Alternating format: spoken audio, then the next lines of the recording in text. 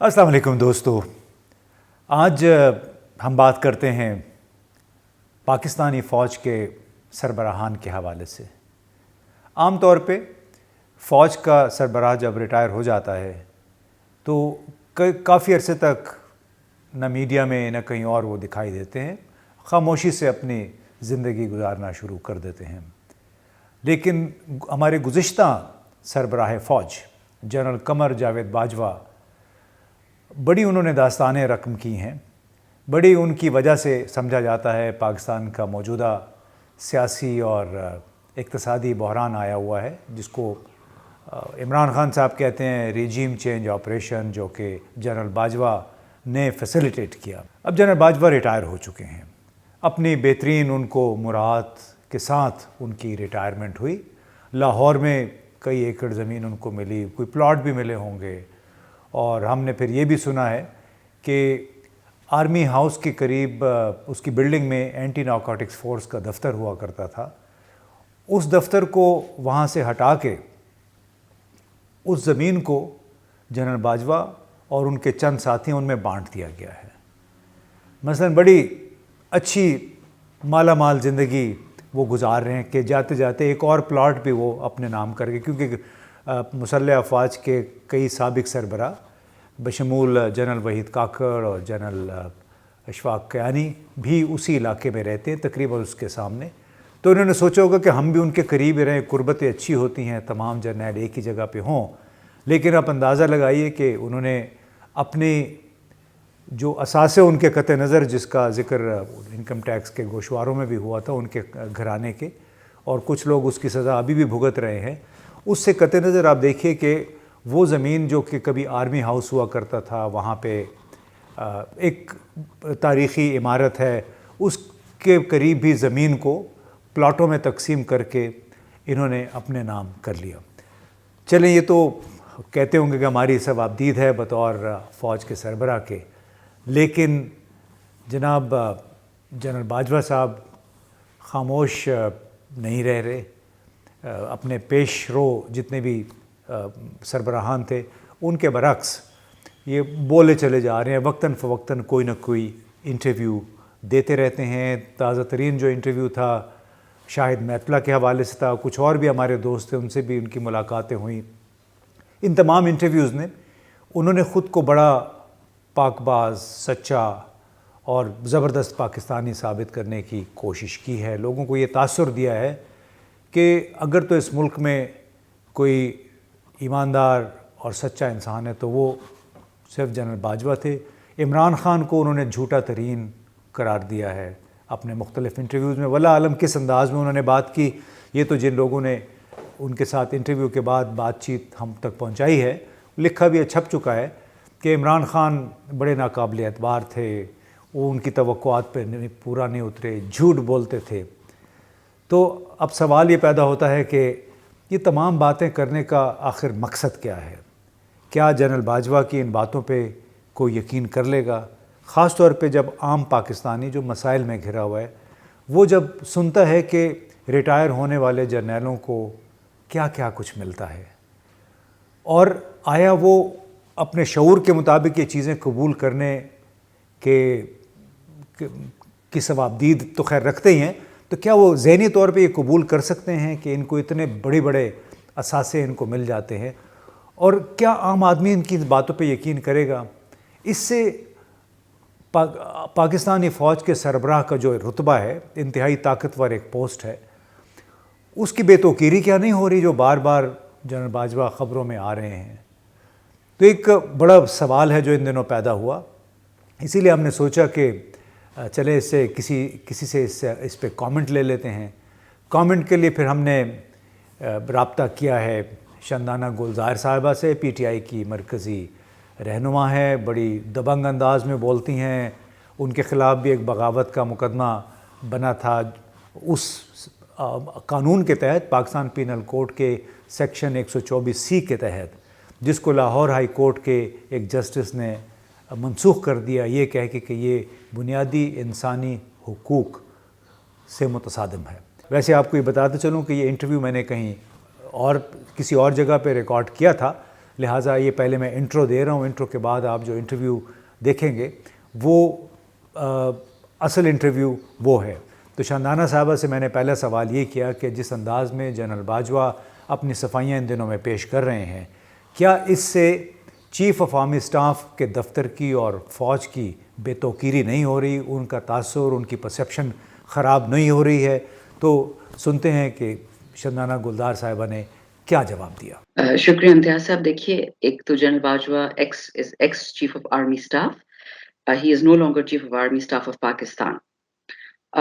وہ صرف یہ کر رہے ہیں اس وقت اپنی جو یہ باتیں ہیں، جو ان کے انٹرویوز ہیں، اس سے مجھے نہیں پتا کہ چیف آرمی اسٹاف کے دفتر کی کوئی تذلیل ہو رہی ہے، البتہ وہ اپنے آپ کو ایکسپوز کر رہے ہیں، مجھے یہ لگتا ہے، کیونکہ اس پاکستان میں بہت سارے چیف آف آرمی اسٹاف آ چکے ہیں۔ کچھ ایسے بھی لوگ تھے جنہوں نے اس پاکستان سے ایک اٹل قسم کی وفاداری کی تھی، اور اس لیے لوگ دعائیں بھی دیتے ہیں فوج پاکستان کو۔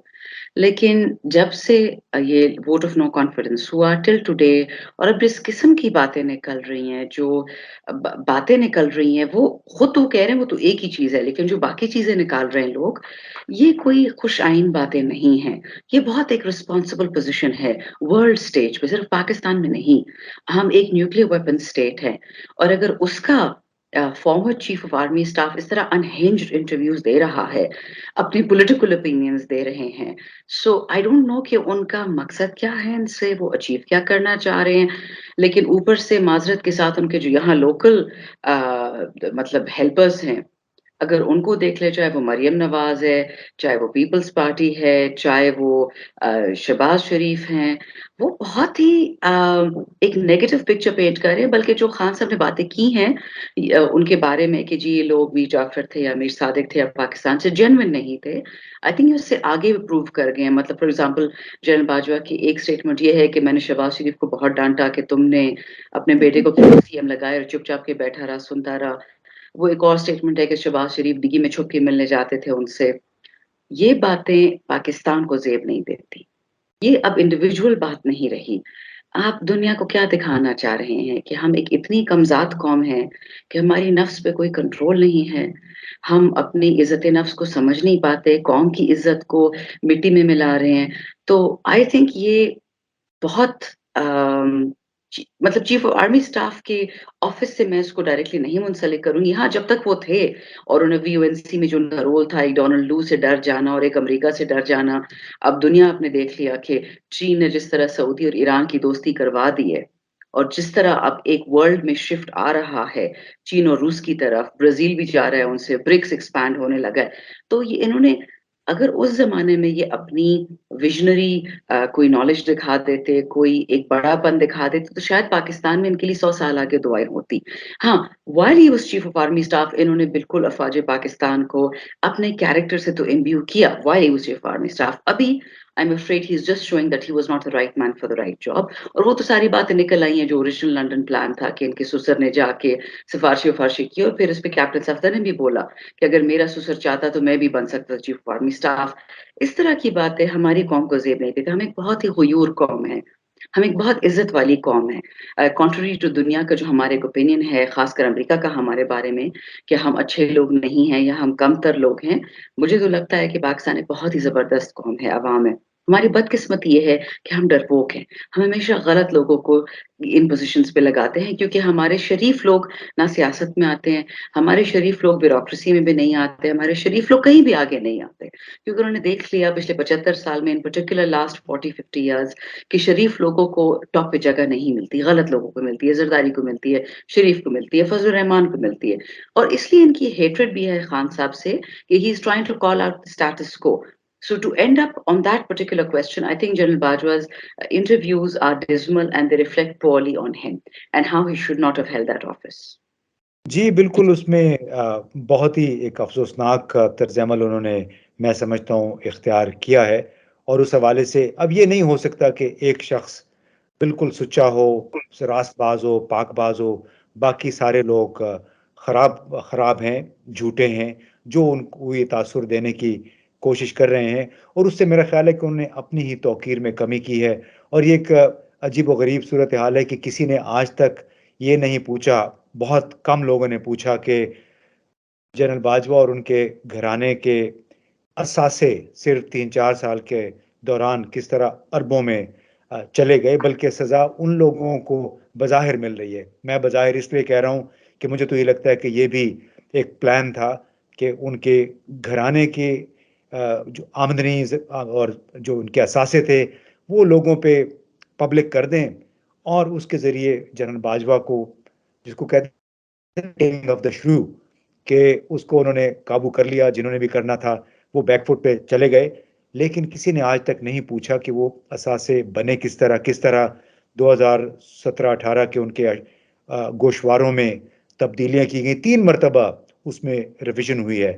اب چلیں یہ بات جنرل باجوہ کا ایشو ایک طرف رہ گیا، اب سب سے بڑا مسئلہ یہ ہوا ہے کہ جو کچھ بھی جنرل باجوہ نے عمران خان صاحب کے بارے میں کہا، اور عمران خان صاحب نے، سابق وزیر اعظم نے جنرل باجوہ کے بارے میں کہا، اس کی وجہ سے یہ لگتا ہے کہ ایک بہت بڑی خلیج پیدا ہو گئی ہے پاکستان کی مسلح افواج کے درمیان، یعنی جنرل ہیڈ کوارٹر اور P T I, Pakistan Tehreek Insaf کے درمیان۔ تو ابھی بھی عمران خان صاحب جو مسلسل بات کر رہے ہیں، وہ لگتا یہی ہے کہ کس طرح وہ ڈسے ہوئے ہیں اس بڑے ادارے سے، یا ان کی وہ صاحب جو کہ اس کے قائد تھے۔ اب یہ جو خلیج پیدا ہو گئی ہے، یہ کس طرح پر ہوگی؟ ایک بہت بڑا چیلنج نہیں ہے پاکستان تحریک انصاف کے لیے؟ شکریہ امتیاز صاحب، آپ نے جو سوال پوچھا، آئی تھنک آپ نے اپنا سوال اپنے پہلے لفظ میں انکیپسولیٹ کر لیا۔ آپ نے بولا بظاہر، ایشو سارا بظاہر کا ہے۔ اگر آپ اس پورے 11 مہینوں کو اکٹھا کر لیں ایک کوزے میں، اس کے تانے بانے صرف چین کے ایشو سے جا کے ملتے ہیں۔ خان کو اس لیے نہیں ہٹایا گیا کہ جنرل باجوہ کو ایکسٹینشن چاہیے تھی اور خان نہیں دے سکتے تھے۔ خان کو صرف اور ان کی حکومت کو اس لیے، اس کا فیصلہ بہت پہلے ہو چکا تھا۔ بٹ ان پرٹیکولر جب خان صاحب نے UN میں جا کے بات کہی تھی، لا الہ الا اللہ اینڈ وی ول فائٹ، اس پہ بہت لوگوں کو تکلیف ہوئی تھی۔ اور اس کا اگر پریکٹیکل مظاہرہ آپ دیکھنا چاہتے ہیں، پچھلے اسی سال جب قطر میں ورلڈ کپ ہوا، تو قطر ورلڈ کپ میں اگر آپ کو یاد ہے، BBC اور CNN دونوں نے اس کا اوپننگ نہیں دکھایا شو۔ وہ اوپننگ اس لیے نہیں دکھائی کہ اس میں بہت ساری دینی اسلامی باتیں ہو رہی تھی۔ It was beyond Arab culture, it was Islamic culture, وہ ان کو برداشت نہیں ہو رہا تھا۔ میں خود یہ باتیں نہ مانتی اگر بہت ہائی اپس نے مجھے نہ بتایا ہوتا۔ پہلی بات، خان صاحب کے بارے میں ایز ارلی ایز نومبر 2019 فیصلہ کر لیا گیا تھا کہ وی ول ریموو ہم، لیکن بیچ میں کووڈ آ گیا، اور ان کی کووڈ کی ہینڈلنگ اتنی اسپیکٹیکولر تھی الحمدللہ۔ اف یو ریکال، لوکسٹس بھی آئے تھے، ٹیڈی ڈل کا بھی پرابلم تھا سعودی اور یمن کے وار کی وجہ سے کہ وہ کنٹین وہاں نہیں ہو سکے، یہاں پہنچ گئے، ساری چیزیں ہینڈل ہو گئی الحمدللہ۔ معیشت بھی بڑھی، we were in the top 3 performers globally both in terms of COVID and production and exports۔ یہ برداشت نہیں ہو رہا تھا جو گلوبل ایک بن چکی الائنس اگینسٹ چائنا۔ وہ چاہتے تھے کہ سی پیک ختم ہو، اور وہ چاہتے تھے کہ BRI کا حصہ ہم نہ رہیں، اور from what it seems general Bajwa اس کے لیے بہت پرو ایکٹیولی کام کر رہے تھے۔ گیم ساری یہ تھی، اگین واٹ اٹ سیمز ہمیں پتا ہے۔ فاسٹ فارورڈ ٹو جو آپ نے سوال پوچھا کہ خلیج عوام اور افواج کے درمیان، I don't believe that is true. I believe کہ جس دن افواج میں اور اب عوام میں، یہ PTI کی بات نہیں ہے، خلیج ہوگا تو خدا نہ خواستہ دوبارہ ایک اور بنگلہ دیش بنے گا، یا KPK جائے گا، یا پنجاب جائے گا، یا سندھ جائے گا، یا بلوچستان جائے گا۔ بائی دا وے، یہ جو پورا ڈیو ہے، معذرت کے ساتھ یہ ان پڑھ جو نون لیگ کے لیڈرز ہیں، انہوں نے بہت اسٹوپڈ بات کی کہ ہم گریٹر پنجاب کا سوچ رہے ہیں۔ گریٹر پنجاب تو موڈی کہتا ہے، it simply means unification of Indian Punjab and Pakistani Punjab, یا کہہ کیسے سکتے ہیں؟ اینڈ اس لیے ہم آٹا دیں گے فری صرف پنجاب میں۔ تو یہ لوگ اپنی اسٹوپڈیٹی میں باتیں کہہ جاتے ہیں کہ ان کی نیت ہمیں پتہ چل جاتی ہے۔ جس طرح میں نے اب سے پہلے ذکر کیا ایک پرانے انٹرویو میں کہ شہباز شریف نے جو انٹرویو بھی دیا تھا نیو یارک ٹائمز کا، that was minus Punjab minus Pakistan. So I think یہ ارسپانسبل لاٹ ہے، not entire PDM، but in کی لیڈرشپ، ان کو صرف طاقت اور پیسہ چاہیے، وہ کہیں سے بھی مل جائے۔ انہیں کے گھروں میں موڈی شادیوں پہ بھی آتے تھے، جندر مری تک چلا جاتا تھا بغیر ویزا کے۔ So this is a huge issue. But if we come back to China نے ریسنٹلی ابھی کیا کیا ہے؟ They've brought عجم اور عرب کو اکٹھا کر دیا ہے، اہل تشیع اور اہل سنت کو اکٹھا کر دیا ہے۔ یمن نے اناؤنس کر دیا ہے پہلی دفعہ سعودی کے ساتھ پرزنرز کا سواپ۔ اسی طرح سیریا نے اناؤنس کر دیا ہے کہ ان کی ایمبیسیز ری اوپن ہو رہی ہے، ایران کے ساتھ ہو رہی ہے۔ واٹ ڈز دیٹ مین؟ عرب اور عجم جب اکٹھا ہوگا، یہ لوگ کس طرح ڈیوائڈ اینڈ کانکر کریں گے اس خطے میں؟ اب جن لوگوں کو ہمارے ملک میں عقل ہونی چاہیے تھی، ناؤ دے اسکرامبلنگ، ان کو بہت سٹریس ہو رہا ہے۔ خان صرف ایک علامت ہے، एक ग्लोबल चेंजिंग सीन की, और उनको नजर आ गया था खान क्यों बार बार कहता था independent foreign policy. So let's bring this whole thing together. Is there a Khalij? Is there a distance or a gap between Pakistan Army and PTI? No. Is there a distance between GHQ and Awam? No. Where is the gap? 6-10 लोग हैं जो general Bajwa की वो एक अहमकाना anti CPEC policy को समझ ही नहीं कि बस के साथ करना क्या है. उन्होंने पर्सनल कर दिया है खान साहब को उठाना, हमारे वर्कर्स को उठाना, अरशद शरीफ को शहीद करना, जिल शाह को शहीद करना, अजहर मशवानी को उठाया हुआ है, हसन न्याजी को उठाया हुआ है, उन्होंने पर्सनलाइज कर दिया, मुझ पे केस करना, बाकी लोगों पे केस करना, क्योंकि they just don't know how to react quickly, and that is a failing of the state of Pakistan. अगर हम quickly scramble नहीं कर सकते, अगर हम we can't land on our feet running, unfortunately Pakistan नहीं बचेगा.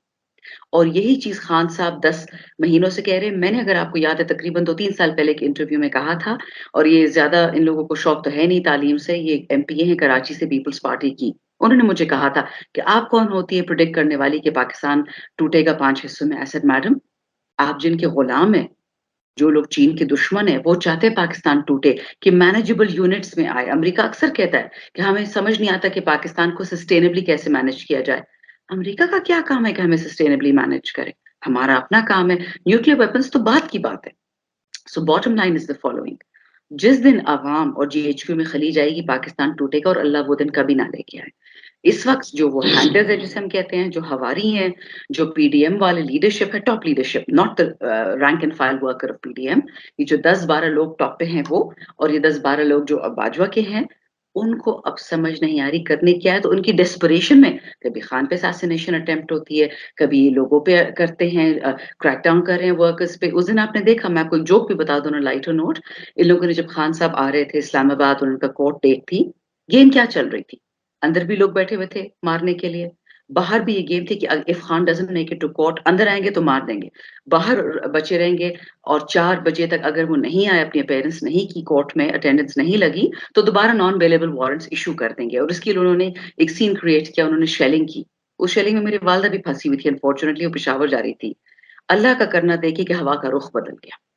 अब हम जैसे लोग, जो कॉमन सेंस वाले लोग, हमें पता है कि अल्लाह है और अल्लाह की मर्जी से पत्ता भी नहीं हिलता, बट हवा भी है, मौसमी हालात भी होते हैं, हजार चीजें होती मैं हैं. भी इधर ही था. हम खुशकिस्मती से हमें हम गैस हमारी तरफ नहीं आई, बल्कि उनकी जो तरफ वापस चली गई. शेलिंग कर रहे थे उन्हीं की तरफ चली गई वापस. एग्जैक्टली. तो कुछ बुल्ली अफसरानों ने बाद में बताया कि वो तो इतने स्पूक हो गए हैं कि दिस इज स्ट्रेट फ्रॉम अल्लाह.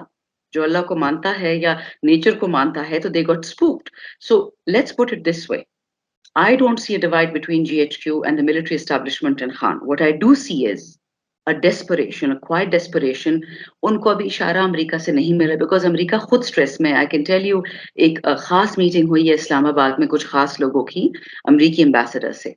और अमेरिकी एम्बेसडर ने साफ बोल दिया कि हमारा जो प्रोजेक्ट था पाकिस्तान के लिए, मैं नाम नहीं ले सकती, एंड आई नो कि कल को जब ये मेरी स्टेटमेंट आएगी, अमेरिकी एम्बेसी से भी इसकी डिनायल आ जाएगी, लेकिन उस बंदे ने साफ बोल दिया, जो मेरे जानने वाले हैं उनको, कि हमें जी पाकिस्तान का गम ही नहीं रहा, ना सीपैक का गम है, क्योंकि अब तो पाकिस्तान को इग्नोर किया जा सकता है. अब तो सीधा सीधा चीन बंदर अब्बास से, सीधा सीधा सऊदी से, सीधा सीधा चाबहार से तेल चला जाएगा चाइना. अब तो गवादर की जरूरत ही नहीं रहेगी. चाइना ने तो अपने आप को डेवलप करना है, वो तो अमेरिका के थल्ले नहीं लगा, वो किसी के थल्ले नहीं लगा, उसने अपने लोगों को एडवांस करना है.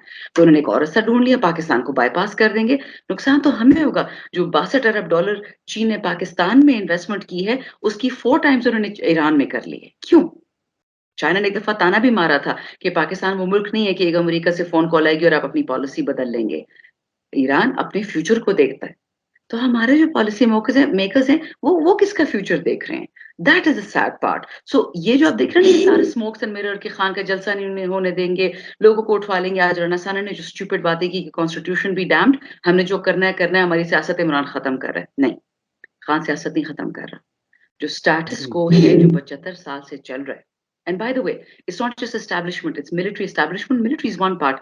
एस्टैब्लिशमेंट में आपके मौलवी हैं, आपके सेठ हैं, आपकी मीडिया हाउसेस हैं, आपके बिजनेस वाले हैं. ये वो लोग हैं जो चाहते हैं कि जिस तरह बांग्लादेश को टुकड़े टुकड़े करके हमसे जुदा कर दिया, ये वो लोग हैं जिनको सब्सिडीज मिलती हैं, ये वो लोग हैं जो पैसे खाते हैं, जो अदालतों को चोरियों से चला रहे हैं, जो आपकी सिविल कोर्ट्स को नहीं चलने दे रहे, जो चाहते हैं कि पाकिस्तान का जो 5% बंदा 95% रिसोर्सेज खा रहा है, एस्टैब्लिशमेंट वो लोग हैं. they want کہ پاکستان کامیاب نہ ہو کیونکہ ان کے بچوں کے پاس ڈیول نیشنلٹیز ہیں, ان کے بچے آپ سینٹ میں بھی بٹھا دیتے, ان کے بچے آپ بڑے بڑے عہدوں پہ بھی بٹھا دیتے, ان کا کیا چاہتا ہے کہ پاکستان بکھرے. سو دس از دا گیم, جس طرح آپ نے بولا نا کہ بظاہر یہ لگ رہا ہے کہ گیپ ہے, ناٹ ایٹ آل.